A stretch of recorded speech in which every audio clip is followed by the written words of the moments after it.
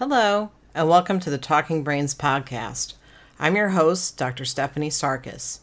Go ahead and click that subscribe button and rate us as well. It's appreciated. So today I'm talking to Mr. Terrain Walker. Terrain Walker is a writer, journalist, and social media influencer with over 50 bylines in publications including Teen Vogue, Huffington Post, Splinter, formerly Fusion, and Race Baiter. He's currently writing a book on race, power, and culture in American society. It's available for podcast, panel discussion, speaking engagements, and TV radio commentary. And his website is terrainwalker.com. That's TORRAINEWALKER.com. Welcome, Terrain. Thank you very much for being on the podcast. Well, thank you for having me, Stephanie. And Terrain did a really excellent job of writing out what we're going to talk about today. So I'm just going to repeat from his Instagram post what he said. So today we're going to be talking about the techniques that mainstream media uses to train the public into seeing white alleged offenders as innocent and black people of color alleged offenders as guilty. So, and the thing the way I met Terrain, as I always talk about this, is how I met someone.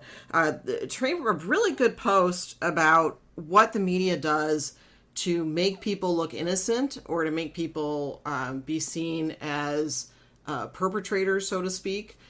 And a lot of tricks that they use, and also that PR teams use as well. And my background's actually, and besides being a therapist, my background's in telecom production.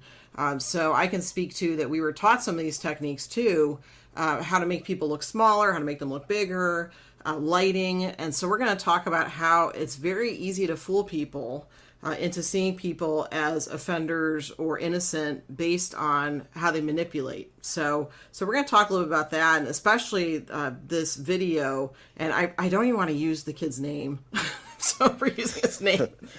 So I'll mention the person. More than enough friends. Yeah, he's got more than enough press, exactly. So he was harassing a native man named Nathan Phillips. And so many of you may have seen this video. It was Savannah Phillips on the Today Show interviewing this teenager. And again, I'm really loath to use his name because he's had way too much publicity. So Terrain posts a tweet online that says, this is some of the stuff that the media is doing to make this kid look innocent. And so we're going to talk a little bit about that and get a little bit more into how the media is biased against people of color, and also how they tend to give a free pass to white people. And if you're a person of color, they judge you much differently. So, and that's an understatement. So let's start first, I guess, but talking about, what are some of the ways that media has a bias against people of color? What have you seen? What's your experience?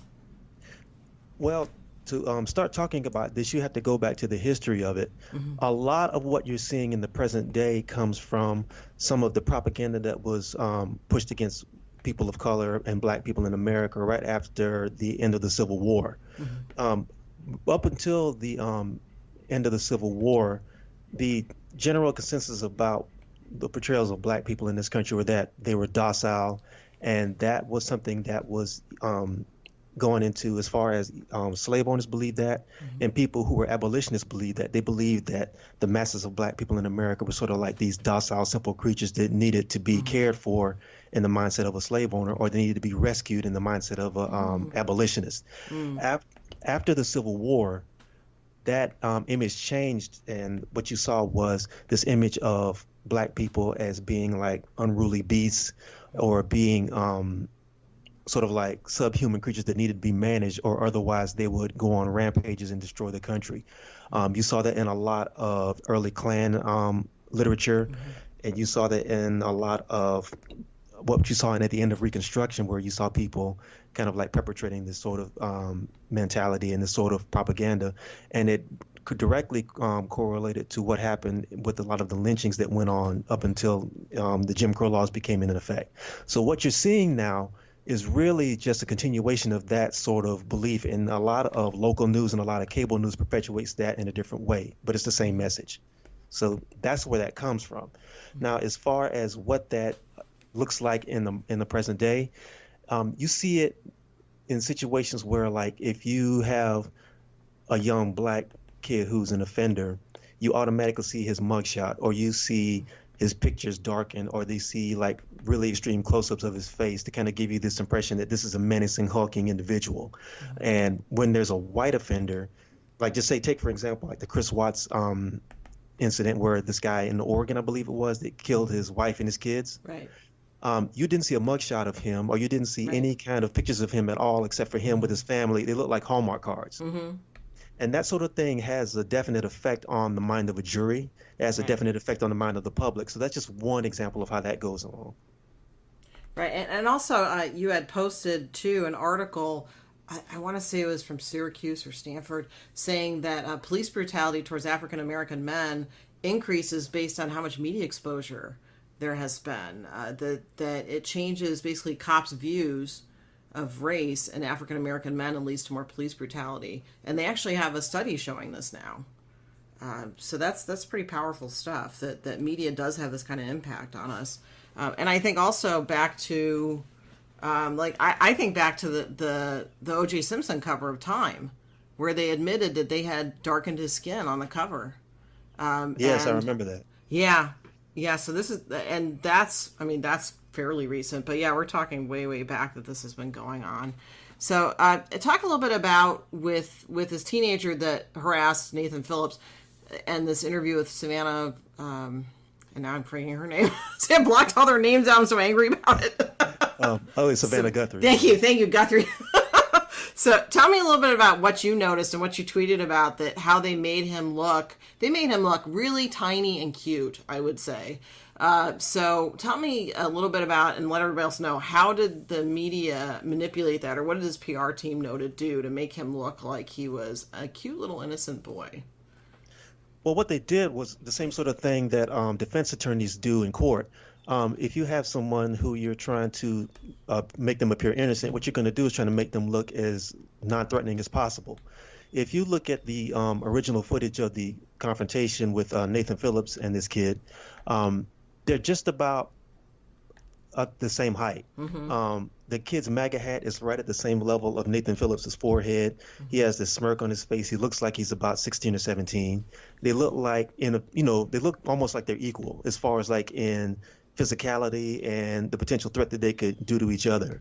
When I saw the interview on the Today Show, he looked like he was 12 years old at the most. I could tell that what they had done was they had recorded him, or they had filmed him from Savannah's point of view, and it looks like it's on a downward slope, where the camera was maybe tilted downward to make him look smaller. They had probably dressed him in clothes that were maybe like a size bigger than his normal body size. His hair was brushed forward to make him look like the kid from Home Alone. I don't know. A couple of people who responded to the tweet who work in makeup say they may or may have not have put makeup on his cheeks and put rouge on his cheeks to make him look younger. That's immediately what I thought. I think they did. And again, having my telecom background, that is a thing that they do. So that, yeah, he looked like he had been kind of out in the cold for a while. Like he had that kind of rosy, what are those characters? I want to say Hummel, the Hummel figurines, with the cute little, faces. I mean, yeah, they really played it up. What's the one with those little cherubs, the ones they put on on people's grandmothers have on their nightstands and things like that? It looked like that. Yeah. Oh, the Precious Moments figurines. Yeah. Yeah, it looked like that. Yeah. With the little cheeks and the rosy cheek stuff. The rosy cheeks were a little over the top. Yeah, I mean the whole thing's over the top, but that especially. Yeah, that looked definitely like makeup to me, because that's something that you probably can't do with lighting. But yeah, so there's that aspect too. And they know what they're doing. This is not something that's an accident. I'm sure the PR team had a hand in that, stating how they wanted the camera shots to go. And they can have a lot of power over the media too, and telling them what to do. Now it's up to the media to decide whether they're going to do it or not. And again, Savannah Guthrie apparently agreed to all this, which is disturbing. So so this is what happens. And what did we see? And I predicted this. What did we see about Nathan Phillips? We saw all of a sudden, he has a criminal record, right? So Exactly. I knew. I was almost timing it. I'm like, okay, in about 2 more days, we're going to hear about his criminal record, and boom, there it was. And something about, I guess he said he was a vet and he wasn't. Now that is a big issue, but the fact that they were focusing in on this kid being so innocent, I had a right to be there, and never apologized and didn't take any responsibility for it. And then they're attacking the guy that was harassed. That was fascinating to me. like I agree with you. I figured it was going to happen sooner or later. I Mm-hmm. just didn't realize that they were going to be that intense about it. It was funny to me because what he apparently his criminal record was like think driving without a license Mm-hmm. and drunk driving, which is not good. But it happened maybe 40 years ago. I don't know if he was what Right. 16 or 17. Mm-hmm. Um, I said something else that if this had been a normal frat boy, this is basically would be a Saturday night, Right. you know, and I was just fascinated. I mean, they played this up like he had robbed a bank or killed somebody, Right. and not to say that he didn't. He is not. He needs to take responsibility for what he did, but I'm quite Mm-hmm. sure he did. It was 40 years ago, but they played it up to be this big thing. And if it had been any one of those kids with the same record, you would have had the same sympathy for them that they had for the kid who was at the Today Show. Right. Right. Right. And also you retweeted something. I wanted. Shoot. I'm trying to think of who said this. Oh, it was Ava DuVernay that said that when white kids want to look innocent, they just appear on TV, or when they want grace, they appear on TV. And black kids, when this happens, they're in a casket. And I think that was a very powerful message that that's how dangerous this is to portray races as innocent and not innocent. And again, the other thing is it changes juries.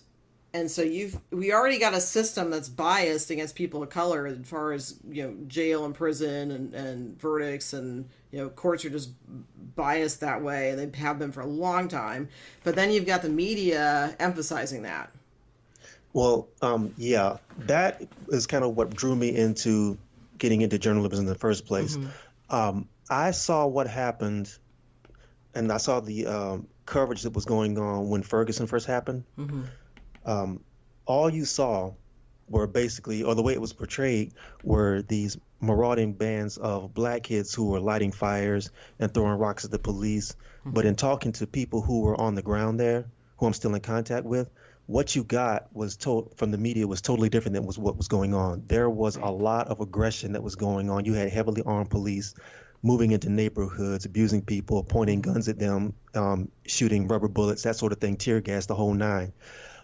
But you didn't see all of that. All you saw was just angry, frustrated black people, but they were depicted as monsters and just Mm-hmm. rampaging. And it goes back to what I was saying about the way the portrayal of black people has shifted from slavery to the present day. Mm-hmm. And you saw the same thing in Baltimore. A lot of the coverage of what happened in the wake of the Freddie Gray situation in Baltimore was really, in my opinion, just negligent. A Mm-hmm. lot of the coverage basically was giving out dog whistles to the public saying, Mm-hmm. look at these marauding people, they're out of control, they need to be disciplined, they need to be dealt with. Right. And there were some people who were activists on the ground in Baltimore. I don't know if you remember this, but there was a Mm-hmm. young man named Kwame Rose. Mm-hmm. He it was I think it was Fox News, Geraldo was there, and he confronted Geraldo and he basically told him that you're not here to talk about the background of what's going on, you're here to cover Right. this riot. Right. That is basically American media and the American journalism, quote unquote, in a nutshell when it comes Mm-hmm. to, covering black stories and covering black people. What you get is not a full story. What you get is sensationalism, Right. and you get a very paper thin view of what people's lives are like. Right, right, and also in that article talking about how media exposure increases police brutality against African American men, it also talked about how just the way that communities are described. So you have predominantly African American communities described as, oh, they're on the edge of frustration, I think was the quote that somebody had written. And then when you talk about, predominantly white community, it's, oh, they have nice manicured lawns. And, it's this really biased view of, again, painting people of color as aggressors. And what do you think the media kind of gets out of that? What is it? Because I feel like we don't do something unless we get a payout off of it. So what do you think the media is getting out of this that they continue to do this? Money. Mm-hmm. It's it's not all, but the majority of what's going on is about money. You look at it, most media companies, they get majority of their income from advertisers. Mm-hmm. Advertisers will not sign with you or will not get you to sell their products unless you get people's eyeballs in front of the screen. Mm-hmm. The majority of the country right now is white. 63.1% of the United States population is white. Mm-hmm. You're not really going to get people to focus on issues that are going on in their own communities if you want to keep them watching your shows. So the way to do that is to get their attention with a lot of flashy graphics, a lot of, breaking news stories over and over, even if they're breaking or not, just say they're breaking news and just keep repeating them. And nothing is more sexier on a television screen than a crime story. And nothing's more attractive than an other perpetrator. If you have someone who you're not familiar with, who you don't know, that you're not familiar with somebody with dreads, or you're not seeing people with dark skin every day, and you only see them whether, in a work context or through entertainment or through the media, you're automatically going to respond to that because it affirms your confirmation bias that these people are dangerous and these people are alien and they need to be dealt with. So that's what that's about. And advertisers respond to that. Some of them may actively encourage that. I think the majority of them don't really care as long as there's eyeballs in front of the screen and they can push their products, and that's what that's about. They're going to keep doing what's going to attract advertisers, and whether it harms the public or not. Right. And they have so much competition now with so many channels and so much now online, so much direct information that they're upping the ante. I think it's always been bad, but it seems like particularly that now with the competition, they're really pushing the edges of this. And also, I was thinking too, I was taught in the telecommunications program that the quote was, "If it bleeds, it leads," meaning that, the more violent, like you said, the more violent and crime, like crime story, the bigger crime story is what you put up first because you want to scare people. And what better way to scare people than portray someone as being the other and out to get you? That's a very powerful xenophobic thing. That gets ratings. And and I went to a pretty reputable telecommunications program, and that still is what we were taught, was if it bleeds, it leads. So this is it. I think the other thing we need to look at, it's not just Fox News doing this, it's not just small journalistic outputs, which this does happen, but this is happening, like you saw on Today's Show, which is in pretty much almost every home. And so you've also got issues with, this is so prevalent and so pervasive. And there's we have so much inundation from media now. And again, the more competition there is out there, the more they keep pushing and pushing and pushing. So what are some things we can do as people to fight this? Is it just calling it out when we see it, or what else can we do? Well, I will say, I think social media has done an amazing job with fact checking a lot of what you see in the mainstream media. I think that's going to continue to be an important tool to kind of hold people accountable, because a lot of journalists are all over social media because they want to build a brand. What they're not used to is having the public talk back to them about the stories they put out. It's something that a lot of people who are inside the media bubble are starting to realize now, that they don't really have control of the narrative like they used to. They still have the majority of it because they have control of the means of getting a story out, but people are talking back to them in a way that they're not used to. And I think that's an amazing thing. I think that's going to continue. I also think that what's going to happen is you're going to have to start building independent platforms. I think that's going to be important. There are some people who are doing that as we speak. I hear a lot of conversation about people who are inside the industry who are getting burnt out and they want to tell stories, but they're not allowed to, going back to what I was saying.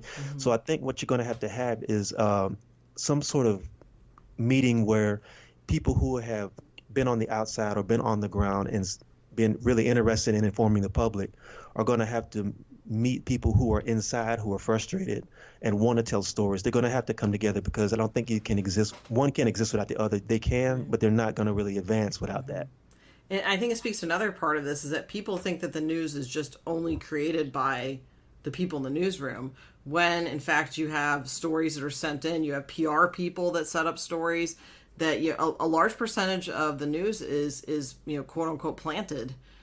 So when you talk about people that have had enough, that are on the inside, that's a very real thing. I mean, I think people have this perception that all journalists are independent, but if your boss says you got to write this story because we got these people contacting us and this is their narrative, then you run with that. So I think that is going to happen, that people are going to get tired of not being able to tell the truth in a lot of these stories, and to not have the bias over them.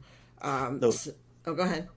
No, people have no idea how much that journalism is a business, and you have people you Mm-hmm. have to answer to, and they have no idea how the news is cherry picked and managed, and some story is going to run this week, and then we're going to run something else the next week. There is no People have this idea about what objectivity is. Mm-hmm. Objectivity is largely a myth. Mm-hmm. Every news organization has some sort of angle that they're going to try to push. You can have facts, but the way you present those facts and the way you present them to the public has a lot to do with how those facts are going to be perceived, and they know that. Right. Right, exactly. Yeah, I think cherry picked is a great way to say it. There's a good story or an expose on something, and the editor will say, "No, you're not doing that because one of our big sponsors is this company, so therefore you're not doing it." And you can't do anything. I mean, you could go rogue, but they're not going to print it, or they're not going to put it on the air. So I mean, that's how much power that people can have, or the bosses can have, over the people writing the material. And so, yeah, I think you are going to see more people breaking out and writing their own stories and being able to let their uncensored voice be heard. So I think it's really important people look at how much of this news is planted. It's a lot. And I know that sounds like a conspiracy theory, but it actually is planted based. And you'll see on the Today Show, this family hired a big PR firm.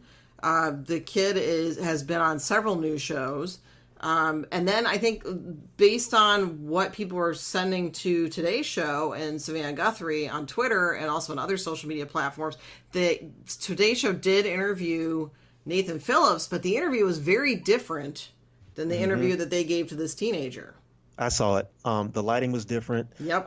There wasn't this sort of like face-to-face, heart-to-heart conversation like we had with Savannah Guthrie. They weren't, it was this split screen. He was facing one way, she was facing the other. They weren't interacting in any kind of meaningful way outside of accusing him about his record and asking him, did he forgive this kid? It's a totally different animal. When they have someone who they sympathize with compared to somebody who they want to have an adversarial role with. It's just fascinating.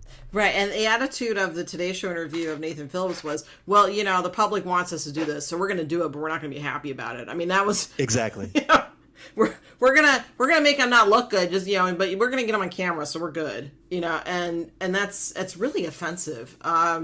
They basically did that to shut everybody up, is what I feel. Yeah, absolutely. They don't want to hear it. Right. So, but the good news is that people's voices make a difference. One good thing that's come out of this situation is that you're seeing a lot of Native journalists who got ahead of the story and are beginning to tell his story. There's a really good couple, Vincent Schilling and Deborah Schilling. They're two Native journalists. They've been on top of this story ever since it broke, and they're really good people. And they really, what you're seeing is marginalized communities who have kind of been under the radar for a while, thanks to social media, are beginning to have a voice, and people are starting to push back against what they see as the received narrative. And I think that part is good. Right. I think that we really do need to challenge that narrative, and the fact that just to acknowledge that it exists, I think is our first step. And then fighting it. There are, you're right. There are several Native journalists that are speaking out now and are getting a voice and are getting followers. So that has at least brought that segment of our population, which white people pretty much decimated, and so it's kind of like we repeat history over and over again. So it was actually watching that was really fascinating. You have a Native gentleman beating a drum, and a lot of the stories kind of up in the air. A lot of things are really vague about it still. To be honest, but I just thought it was an interesting analogy where you had these two separate groups who were about to fight each other. This one gentleman apparently gets into the middle of it, and he's beating his drum to try to become a peacemaker. So, that's what they're saying. And this white kid is basically smirking at him, looking at him like he's lesser than him. I thought it was a really good analogy for the history of this country, or at least how it started. Right. And that stuff, that's where, if we don't learn from history, we're doomed to repeat it. And this kind of attitude does not just start with these kids. This is taught in the school system. This is taught by families.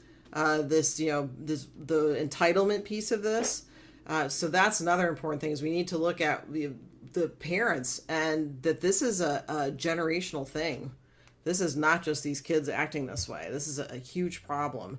And I was thinking too, I was thinking the Childish Gambino song where he writes, cell phones are a tool. Well, I'm paraphrasing. I'm not actually gonna, spit the lyric, but I think that's an important thing to note that this age we're at now, where we can carry tiny computers with cameras in them. I think it's really important that we keep track of stuff. If we see something that is harassment or abuse, or we need to film it. And as you've seen on social media, and what people say has happened is not actually what's happened.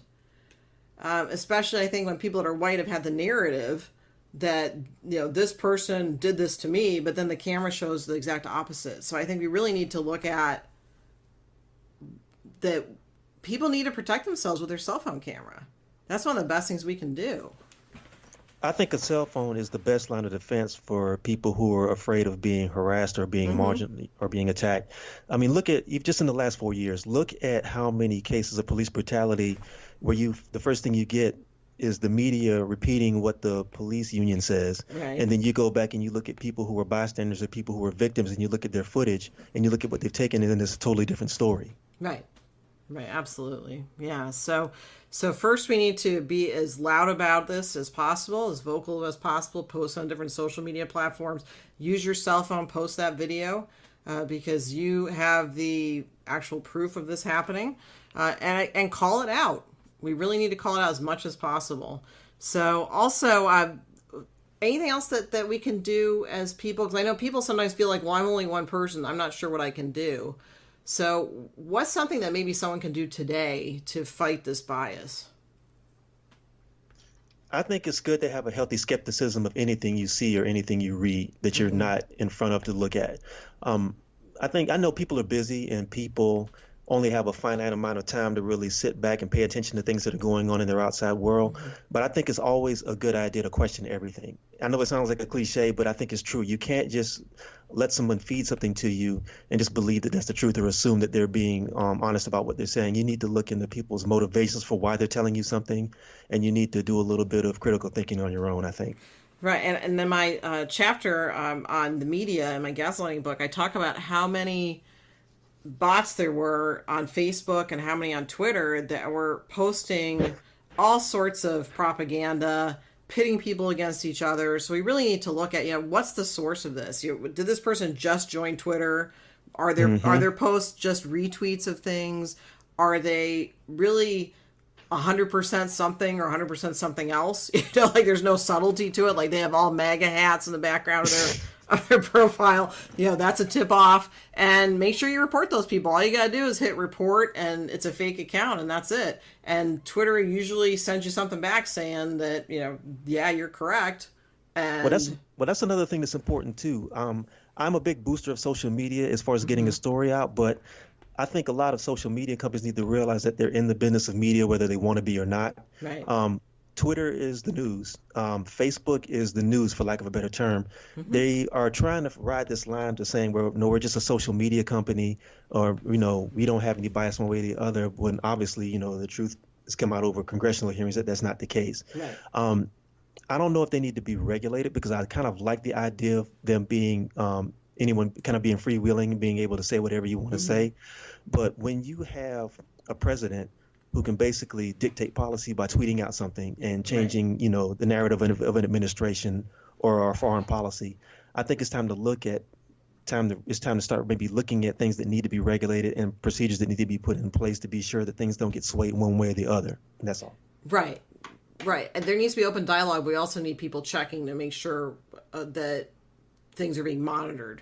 So again, we don't have the bots coming in, and anytime I think a social media organization hosts or has an account with a media group on it, I think they automatically become part of the media. So they really need to check on this. I know a friend of mine has compiled a list of sources that are inherently biased propaganda sources, which I always look to before I write something. I make sure that whatever I'm tweeting or posting on Facebook, that it's not from one of these he calls it the no-no list, the no-no list of sources. And that's my friend Ashton Bright, and I interviewed him on a podcast too about him running this political group he has on Facebook. But I always look to that list, and I find it helpful because there's so many different entities that have fake news or gaslight people, and their website names can just be off by one letter, or they put a Yeah. hyphen in there. I mean, and people will retweet this stuff, and it's almost like you knocking on your grandma's door and saying, "Hey, how about this article?" I mean, people need to look at it that way. That you're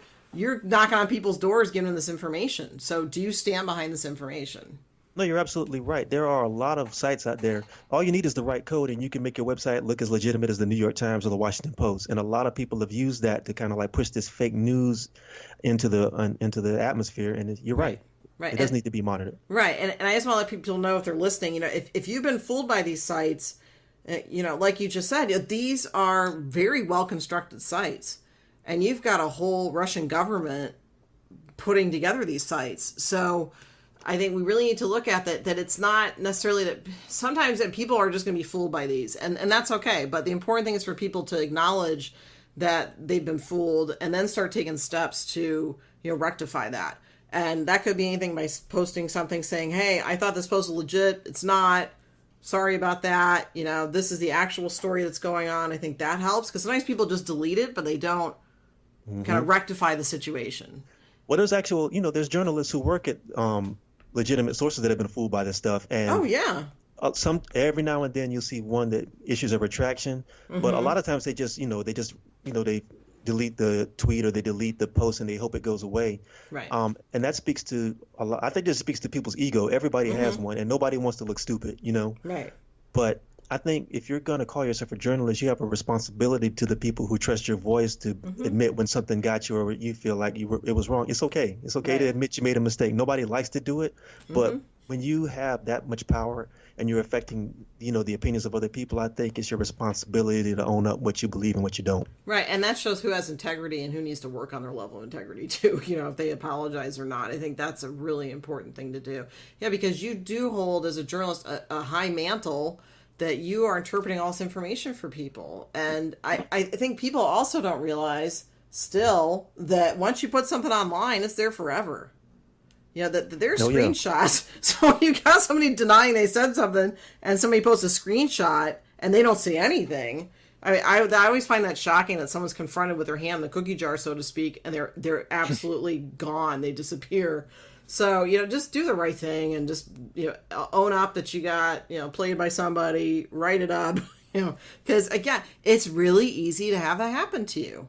Really easy. And again, if you posted something that you found out wasn't good, just say, "Hey guys, messed up. Sorry, my bad," whatever you need to do. And people aren't going to judge you. They're going to appreciate the fact that you told them that, what you posted was bogus.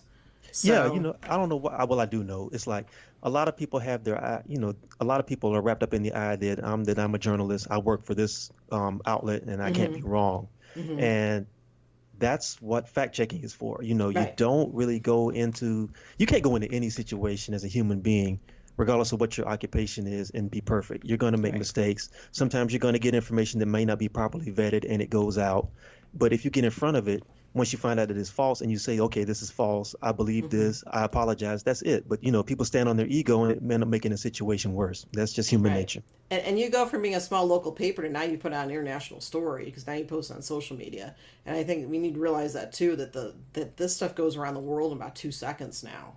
So even more important. And I also remember too, when I was in school, that the deadlines are so tight that you got to do fact checking. But I could see where it's so easy just to say, "Oh, you know what? This I got a deadline, man. I've looked up this stuff, looks pretty good," and send it out. So I understand how easy it is for that to happen. It's It really happens all the time. Yeah, it happens all the time. Right, and Everybody's competing. Oh, go ahead. I'm sorry. Everybody's competing with everybody else. Let's say you're a journalist, you work at a newspaper, or you work at an outlet that's really powerful. You're competing with somebody with a cell phone on Twitter. You're competing with Facebook. You're competing with somebody with the camera who caught something else. And editors know this, and they know that time is money, and they also know that a story is money, and whoever gets there first is going to get the most revenue. It's really a dangerous place to be in, because getting there first is more important than getting it right. And that's why you get situations where, like what happened with the thing with BuzzFeed, where they put the story out that was mostly true, but it had some things that weren't verified as of yet, apparently, from what they're saying. And then to the point where Mueller's office had to come out and say, "Well, no, this isn't exactly how it is." And now they kind of got quiet. and now everybody's Right. trying to backtrack. But when that story broke over the weekend, there was a frenzy in the media about that. Right. And just for listeners for Mueller's office to actually come out and say something is huge, especially at that degree of an investigation. So Yeah. that was not like him just coming out and going, hey, by the way. I mean, I think that's unprecedented for them to come out and actually for Mueller to come out, who's been completely quiet pretty much, to say, hey, this article's not there. And then BuzzFeed says, nope, it's real. So it'll be really interesting to see how that all shakes out. But so I think it's really important to know that if people are listening, that individual voices do have power. And again, like you said, that's the power of social media, is that you have a big say. You can have one post about something that you record on your cell phone and it goes viral and it reaches everywhere. And I think that's kind of also our responsibility, is to, keep track of this stuff. Call people out when you see them doing really abhorrent things. And even when it's the kind of microaggressions or micro racism, we need to call that out. And that it's not okay. And again, you've got people and their kids are on social media, even young kids, and they're learning racism, xenophobia from a really early age. So it's so important for people to speak out. I can't even express how. And again, like you did, Trey, where you said this is how the PR company, this is how the NBC lighted everything. Yeah, when if you don't know, you don't know. And Right. there's so many little tricks and things that they can do to kind of sway your opinion about something. I just thought it was important to kind of put that out there so people can see what was going on. Right. Exactly. And also take a look at, these, like you said, the racist dog whistle words. Like for instance, our now governor, which I'm embarrassed to say he's our governor, but Ron DeSantis, where he said, "Oh, people need to stop monkeying around." That was a racist dog whistle. Yeah, That was horrible. And now our Secretary of State's just been, he resigned because of racism, very clearly racist behavior. So pay attention to that stuff. That there are code words that are used, subtle and not so subtle, to stir up people that are racist, and we need to pay attention and call that out too. The monkeying yeah. around was not an accident. Not an accident. Of course it wasn't. It was it was a dog whistle, and it was also a signal to the people who were supporting him that this is what my administration is going to be about if you elect me. Right, You know, right. And nothing, go ahead. I'm sorry, nothing in politics happens in a vacuum. Everything Right. is calculated, everything is done for a reaction. They know exactly what they're doing. It was the same thing with the Stacey Abrams campaign in Georgia, where you saw what was his name? When you saw Kemp, first of all, there was a physical act of trying to suppress Right. votes, and then you also saw a lot of in the state of Georgia, at least, you saw a lot of allusions to her being a radical, and they pulled up stuff of her when she was in college with an American flag and burning it and that sort of thing. This is what they do, Right. and the media in Atlanta was more than happy to push that stuff out. You know what I mean? Right. Everything is a choice, whether in politics or whether in the media. Everything that's done is all calculated to to form an opinion or to help people form an opinion. Right. And Nothing that's happens. another thing to let people know, is that nothing in politics is an accident. That's all planned out.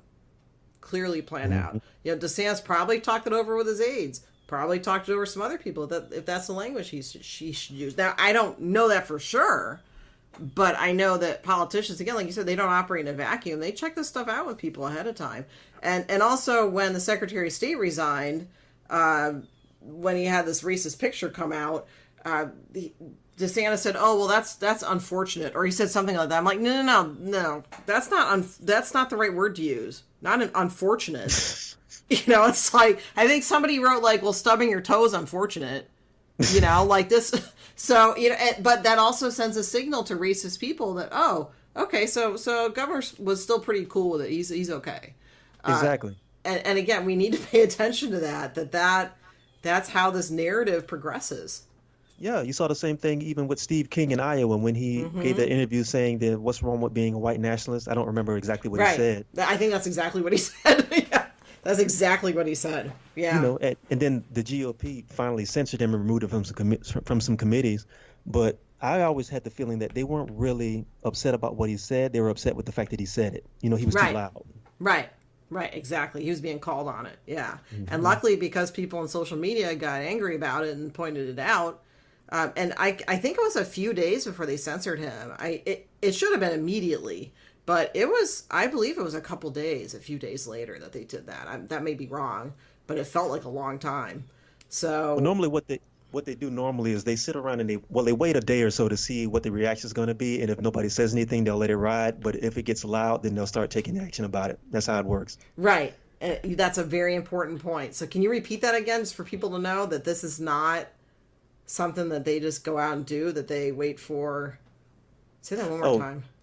no, no. Anytime somebody says something that's racist, Hmm. normally what their groups or what their political allies will do is they will sit on it, and they won't say anything right away, Hmm. unless it's just really egregious.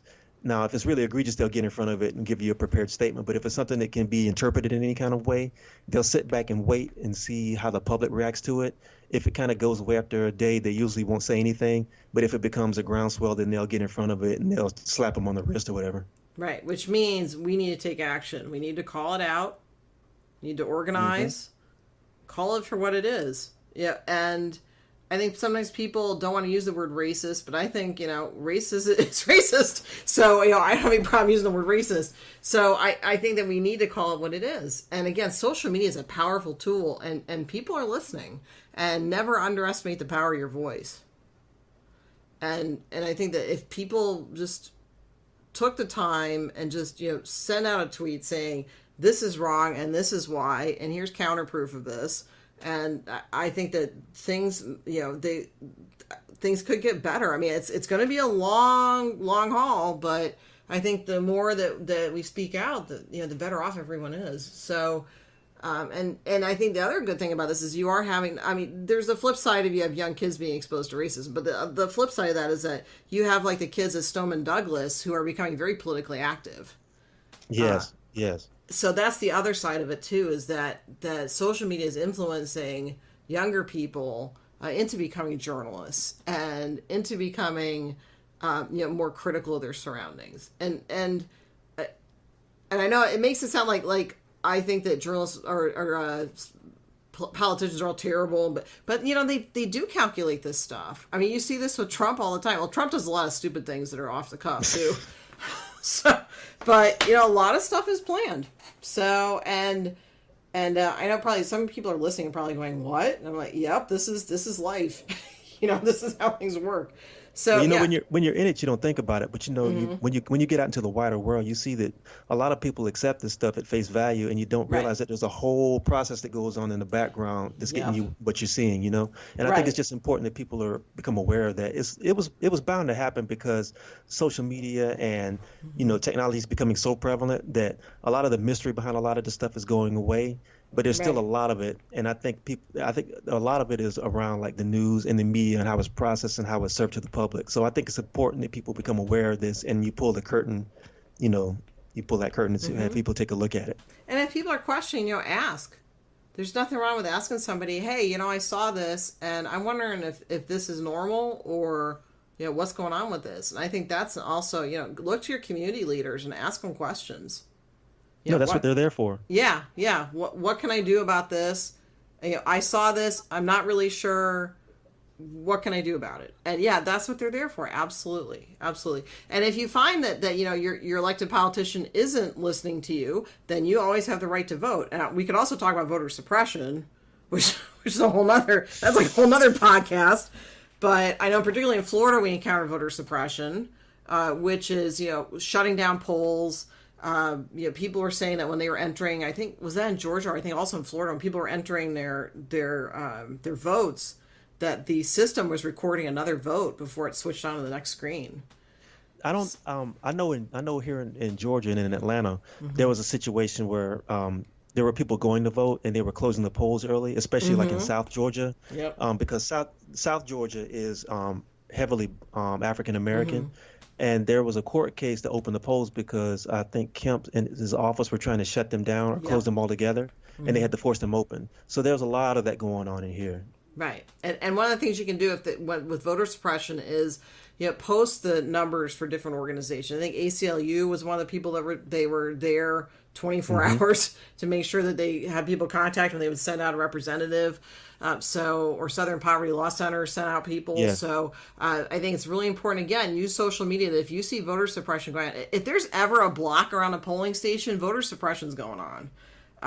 That means that you don't have enough poll places open. You don't have the hours, open enough for people. And one of the things they do is the polls, whoever's in charge, if GOP's in charge, they will shorten the poll times because working people generally vote Democrat.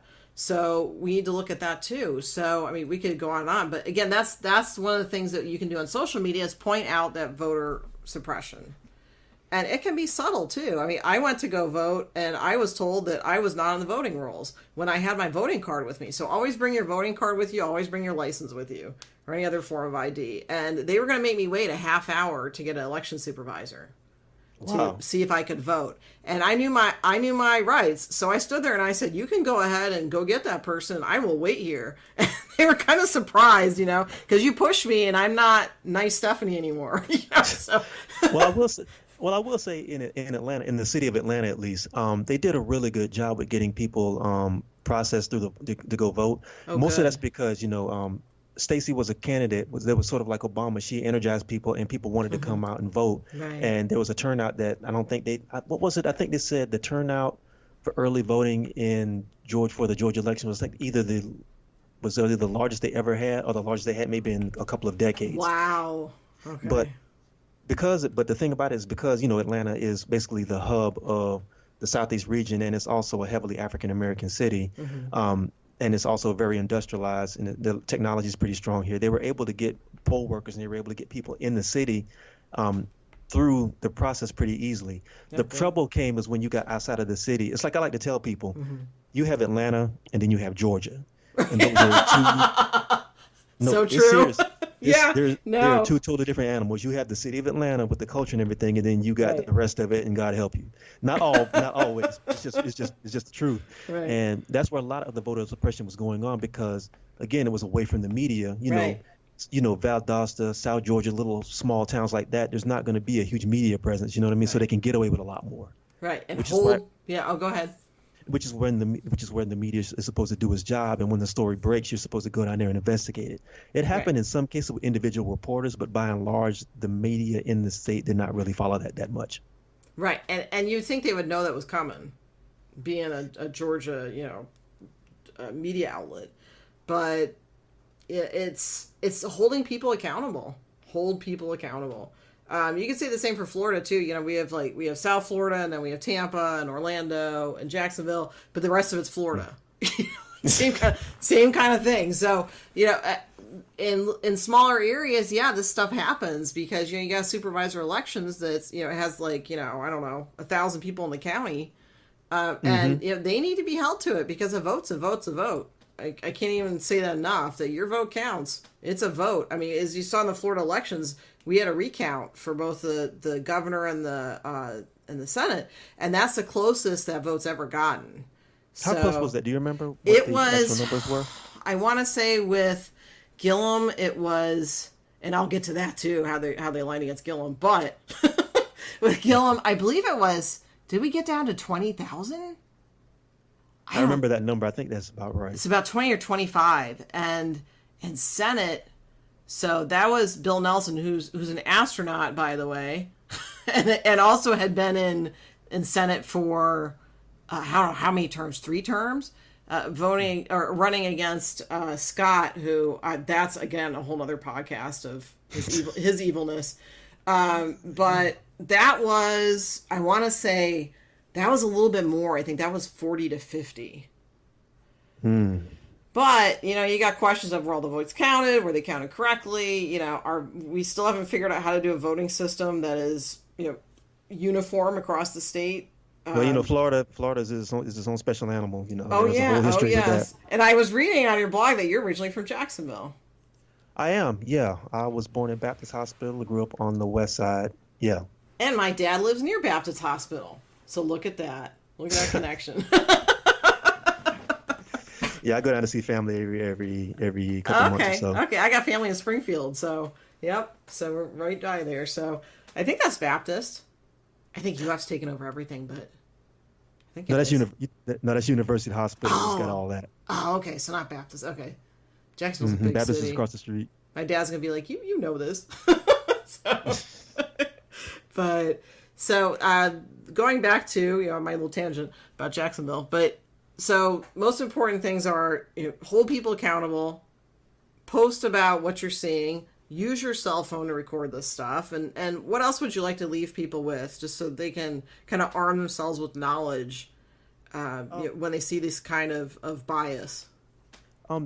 The best advice I could give somebody who's skeptical, just remain skeptical. Do your own critical thinking. Do your research, but just have a very healthy skeptical attitude about whatever you're seeing. And I'll also go ahead and post that list too that my friend AJ Ashton Bright wrote about all the sources that have been found, and he researches all of them, all the resources that you should not post articles from or retweet from because of their bias. I'd love to see that. Yeah, I will send that to you. I'll also connect you with him because he's a pretty wonderful person. So, okay. Well, thank you very much. I really appreciate it, and keep up your good tweets. Your tweet name is it's Terrain Walker, TORRAINE WALKER, and also your Insta is Terrain Walker as well, and your website's terrainwalker.com. I keep it simple. I know that's the way to do it. So thank you so much. I appreciate it. Thank you for having me, Stephanie. Thank you for joining us on the Talking Brains podcast. Again, I'm your host, Dr. Stephanie Sarkis, and click that subscribe button and rate us as well. My website, stephaniesarkis.com, and today's guest, Terrain Walker, his website is terrainwalker.com. That's TORRAINE WALKER.com. Thank you. Bye-bye.